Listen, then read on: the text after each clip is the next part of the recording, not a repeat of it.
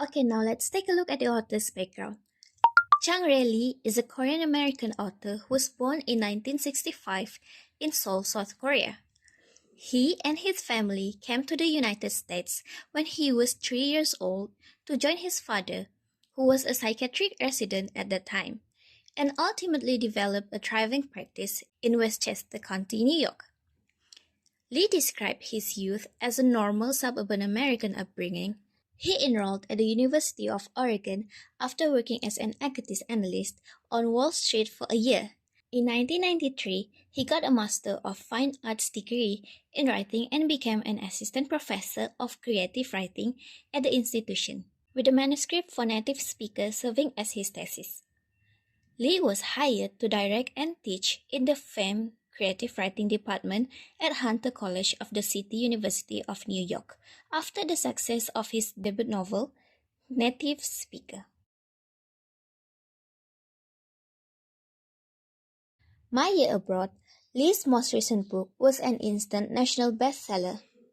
Lee's previous novel, On Such a Full Sea, was a National Book Critics Circle Award finalist in 2014. His additional honors include being named one of the New Yorker's 20 writers for the 21st century, the American Academy of Arts and Letters in 2021 Award of Merit for the novel, and an Asian American Literary Award. Next is the plot. For the exposition, the story starts with a recollection of the narrator's mother's first use of an electronic pump for her medication. Mother's consistent repetitive footsteps sound changes the ambience of the entire house. When the narrator was a child, around the age of 6 or 7, he used to watch his mother cook, despite his mother's wishes that he plays or studies instead of waiting for her to finish her cooking. So, the narrator crept into the kitchen and meticulously observed his mother's moves, procedures, and ingredients while creating kalbi. After that, this recollection of childhood memories triggers another episode of his mother on New Year's Eve, which is sad since it reveals her stomach cancer. The narrator's sister suggested that instead of the usual overflow of Korean food, they would make all sorts of finger dishes that their mother might fancy and pick at. They prepared a lot of food, and their mother even told them that the food looks pretty nice, and I think I'm feeling hungry. However, because of her illness, she couldn't eat all the wonderful food, no matter how hard she tried, and this made the room feel quiet.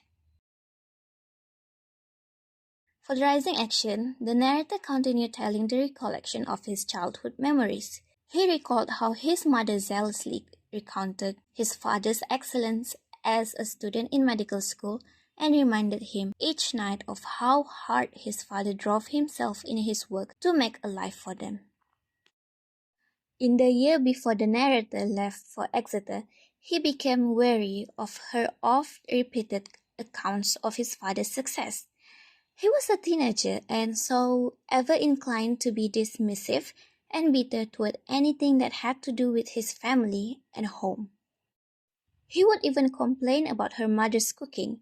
However, the narrator was mostly getting more and more impatient with the difficulty of his mother encountered in doing everyday things. He was afraid for her. Next is the climax. After the argument, the narrator continues to talk about his past memories about his mother. The narrator recalled the first time he saw her again after starting school at Exeter. She had already grown nervous and distant. After the usual campus events, they had gone to the motel where they were staying in a nearby town. His mother pulled out a dish one after the other.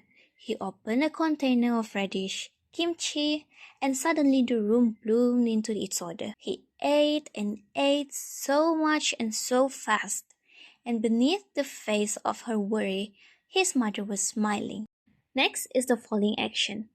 He remembers how he had a conversation with his mother about Exeter. His mother said she made a big mistake for letting him go there to study. So, why did you? He asked. Because I didn't know I was going to die, his mother said. He let her words pass. For the first time in her life, she was letting herself speak her full mind. But you know what? She spoke up. It was better for you if you stayed home. You would not like me so much now. Next is the resolution. After the conversation, on his first day at the Exeter, he told his parents that he should probably go. She agreed wholeheartedly, saying he certainly should. He walked them to the car and perhaps hugged them before saying goodbye. One day after his mother died, his father told him what happened. On the long drive home to Syracuse, driving the car, looking straight ahead, he then heard a strange sound from her and asked if she was okay. She looked at him with her ashen face and burst into tears. He began to cry himself and pulled the car over onto the narrow shoulder of the turnpike, where they stayed for the next half hour or so, the blank-faced cars droning by them in the cold on rushing night. Hello, my name is Nur Amrina Rashada. Now, I'll explain about the settings, point of view, and characters of the short story. Firstly, the time setting is not specifically stated in the story, but we believe that it is set in the 80s to early 90s since the story is published in the year 1995. The location of the story is in America. It was mentioned that the narrator studied at Exeter in New Hampshire, and the sister had a job in the New York City. The social setting is a Korean family that migrated to America. They were adjusting and adapting to their life as immigrants in America. The narrator mentioned that they ate only Korean foods during their first years of living in the country, and only after that, the mother began learning to cook American dishes for the family.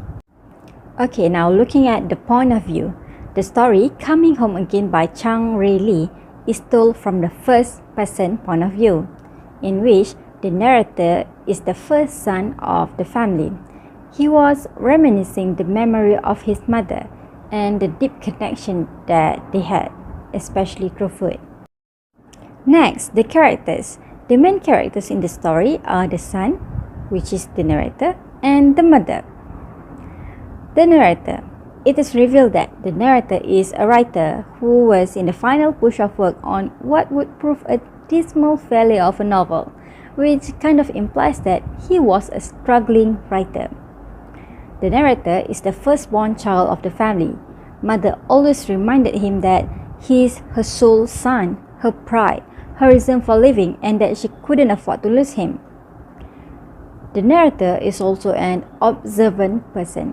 When he was a kid, he liked to observe mother cooking in the kitchen. He remembers every detail on how mother cut and knead the meat, how she seasoned it with spices, and he even learned to cook the meals that mother have prepared without asking for a recipe. He just did and knew from the aromatic spread of a pot. Next, mother. She is a loving mother, a good cook, and a housewife who runs almost everything in the household. We can say that mother is a selfless person. This is because she was always concerned of others first before herself.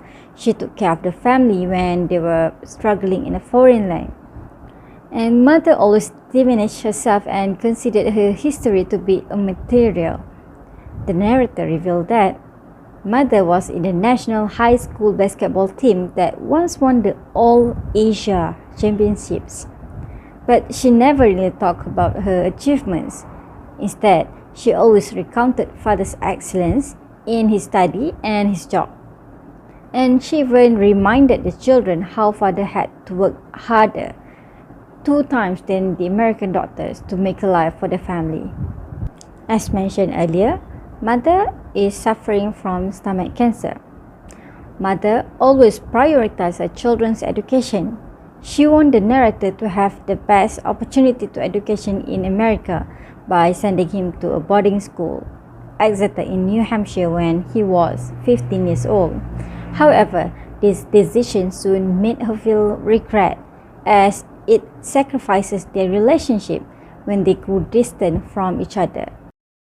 The minor characters in the story include father, sister, and Mrs. Churchill. The narrator revealed that father is a psychiatrist. He always returned home from his job early than usual since mother became ill.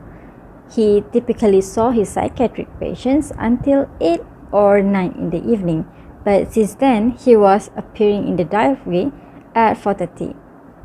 The narrator's sibling, sister, has resigned from her job in the New York City to stay at home since mother became ill.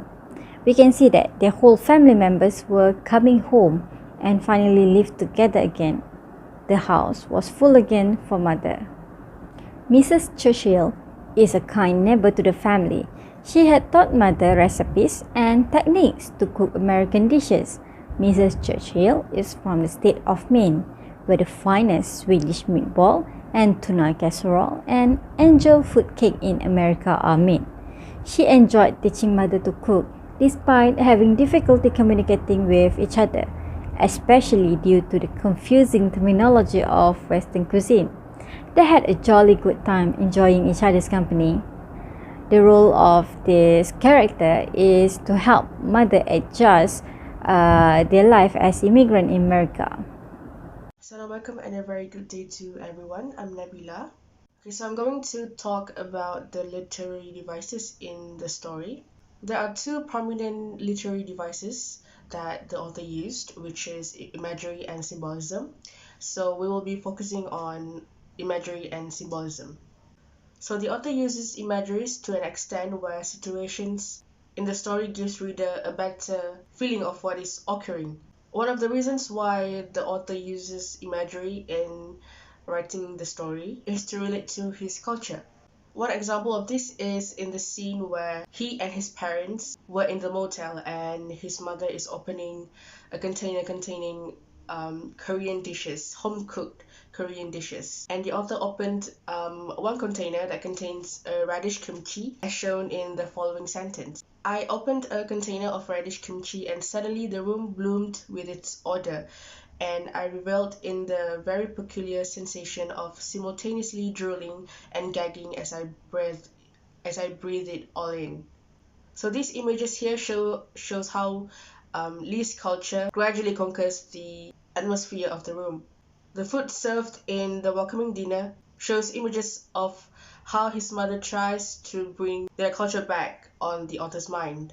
Most of the images that the author includes in the story are a presentation of how his culture slowly comes back to his memory and how his mother's death affected him. Next is symbolism. So symbolism plays an important role in the story because there are a lot of symbolisms used. The author includes the process of making kalbi, a Korean dish, to symbolize numerous things in the essay. One of the things that it symbolizes is the relationship between the author and his mother. The phrase "with the point of her knife cut, and she thrust her hands in and kneaded the flesh," this symbolizes the conflict that the author has with his mother. The word bone symbolizes the author himself, and the barest opaque layer of tendon symbolizes the author's relationship with his mother as being feeble. The way a part of the story is written also mirrors the process of this kalbi recipe. This can be seen in the phrases "she wiped her hands and took out a bottle of sesame oil and, after pausing for a moment, streamed the dark oil in two swift circles around the bowl." So the wiping of hands and taking out the bottle of the sesame oil reflects how the author removes his childhood attitude and shifts to a teenage one, which is referred to as the dark oil, which is dismissive and bitter. The two swift circles represent the two conflicts that the author does to his mother during his childhood. In one of the lines that the mother told the author while he was observing her cooking, she says, "The meat needs the bone nearby to borrow its richness." This line tells us that the mother needs his son, which is the author, nearby, because that is the person that she gets the happiness from. The phrase "she wiped her hands clean of the marinade" symbolizes how the author tries to forget about the conflicts that he and his mother had. While on the other hand, he doesn't forget about all the wonderful memories that he had with his mother, which is represented in the phrase "except for her little finger."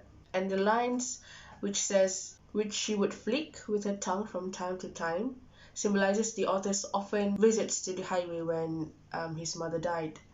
And finally, the line, because she knew that the flavor of a good dish developed not at once but in stages. This line represents a portion of the story showing how the author develops an importance to his mother. And this is also stated in the following lines.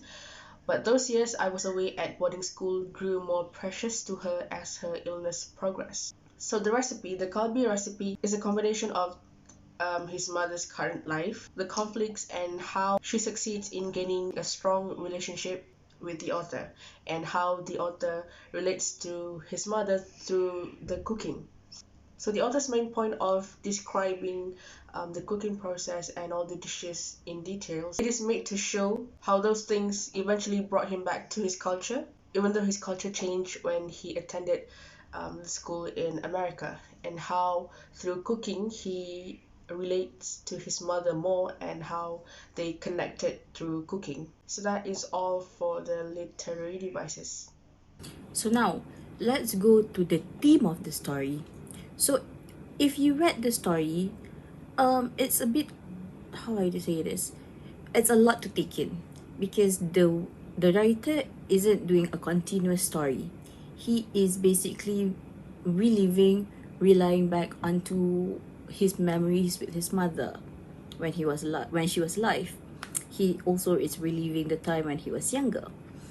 So, in a way, after reading the story, I feel like the main theme of the story, is coming to term with losing a loved one, because it's sort of the way the writer writes the story is is to give a respect to his mother who has sadly passed away from cancer, if I'm not mistaken. I'm not sure the illness, but I'm pretty sure it's cancer. So yeah.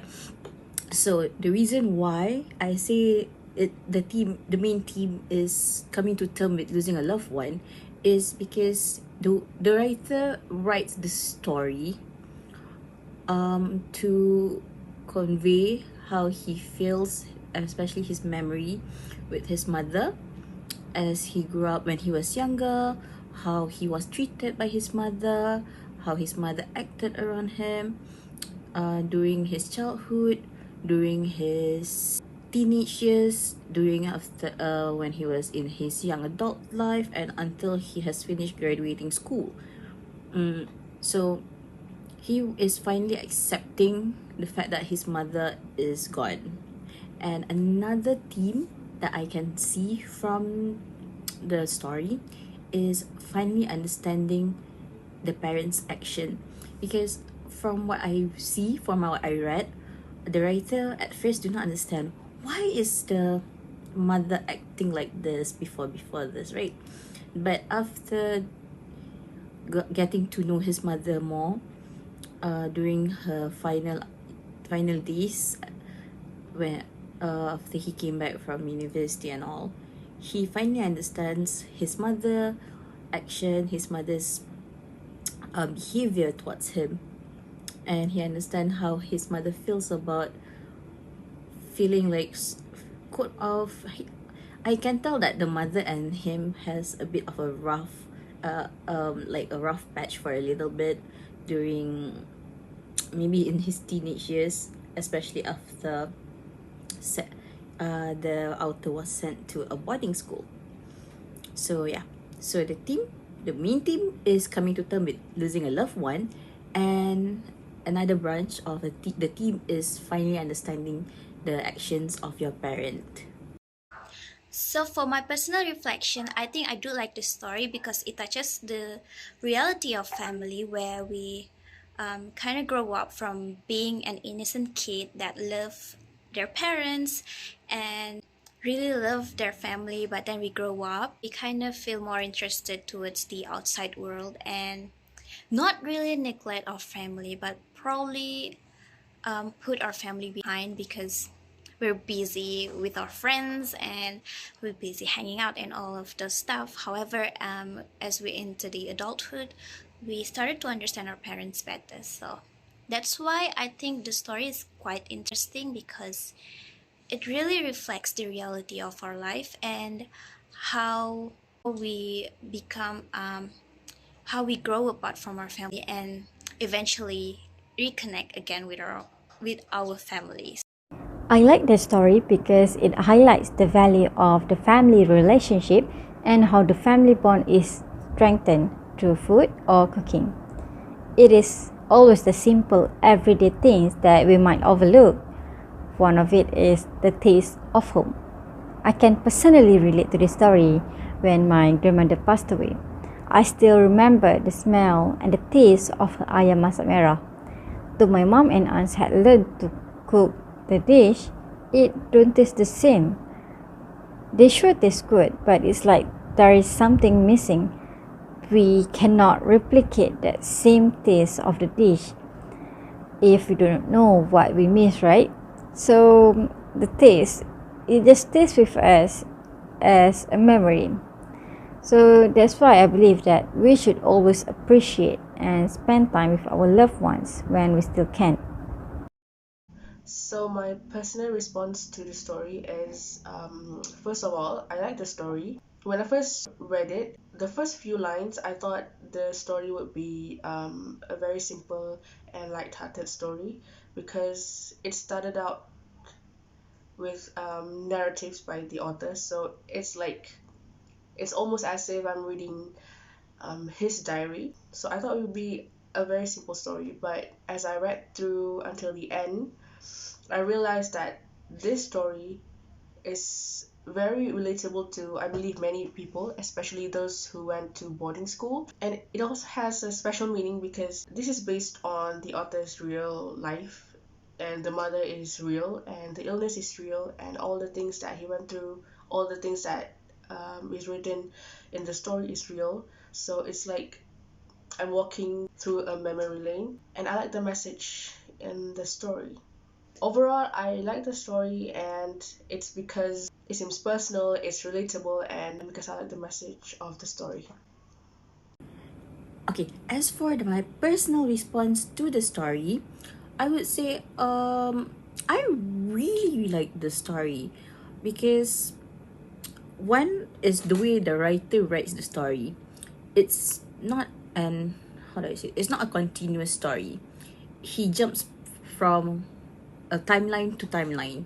Basically, he reminisces his time with his mother when he was younger, when he was still in his middle school years, and then when he went to his boarding school years, and then also when he experienced taking care of his mother after his mother died.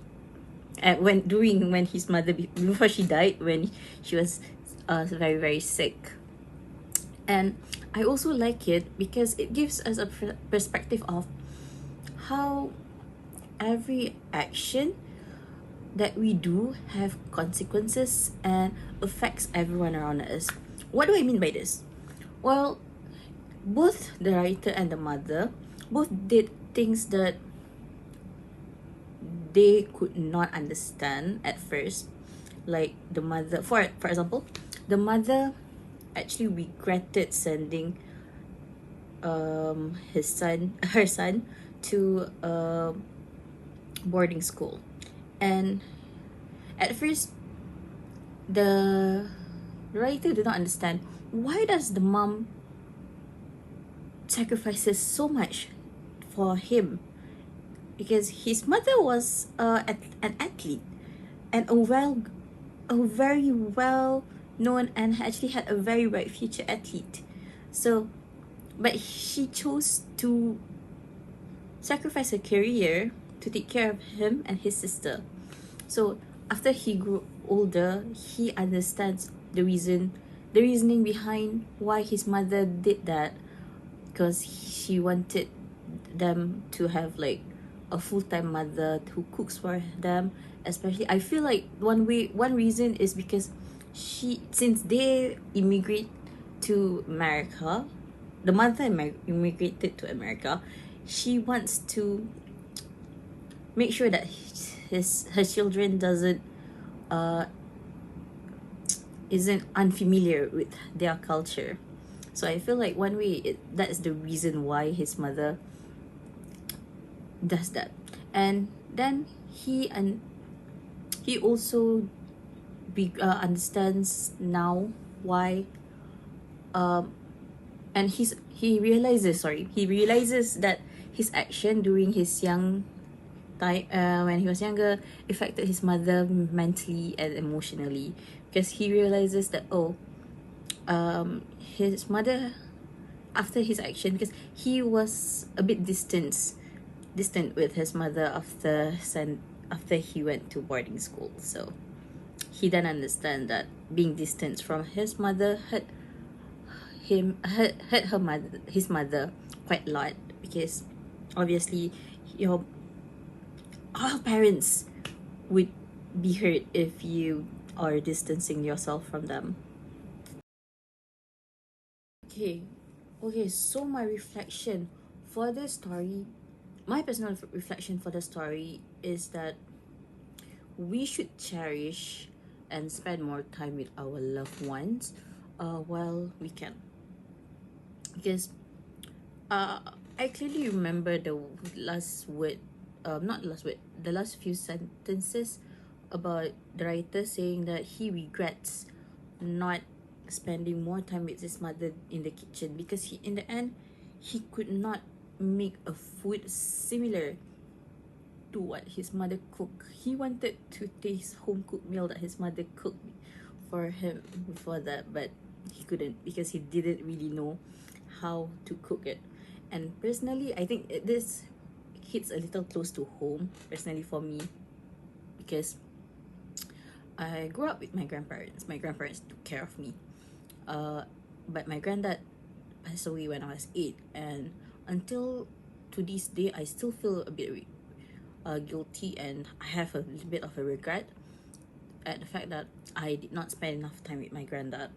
I mean, I was young, obviously, so it wasn't really significant to me at the time that, oh, my granddad was going to go, but because I was young.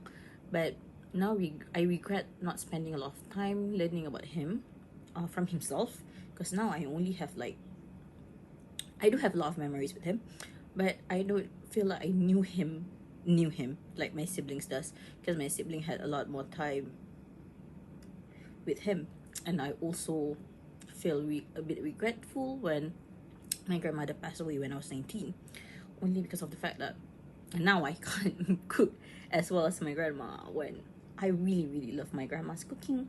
And my mom's a good cook, but it's just different.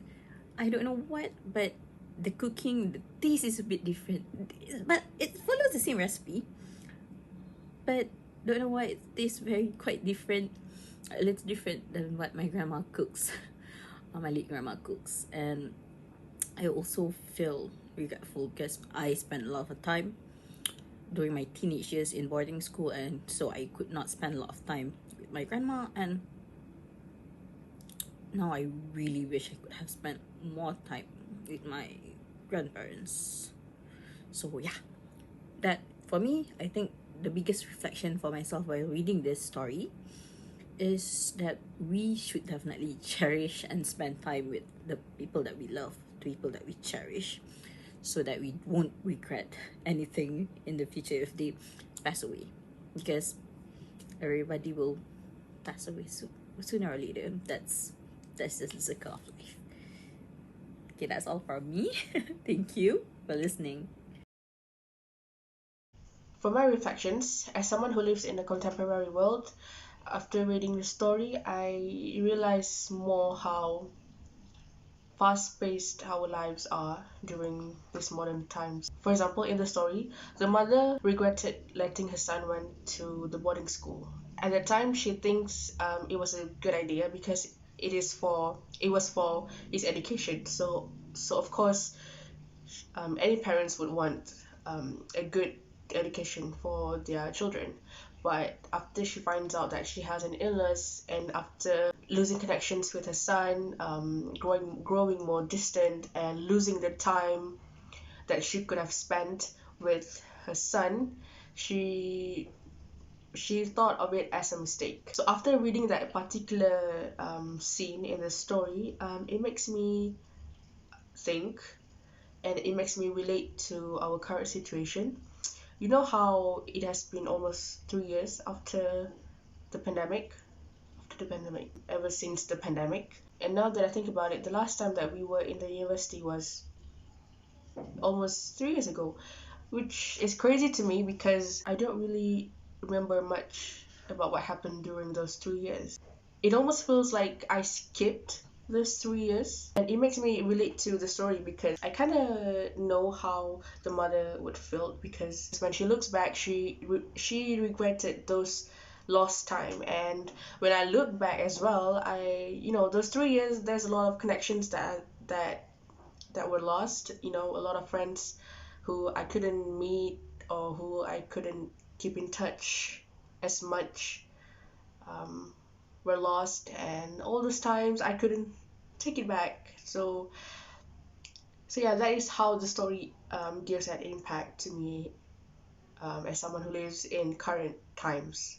Yeah, I think sometimes maybe not all of us, but I think some of us might forget to just live life as it is, and cherish the connections and the time that we actually had.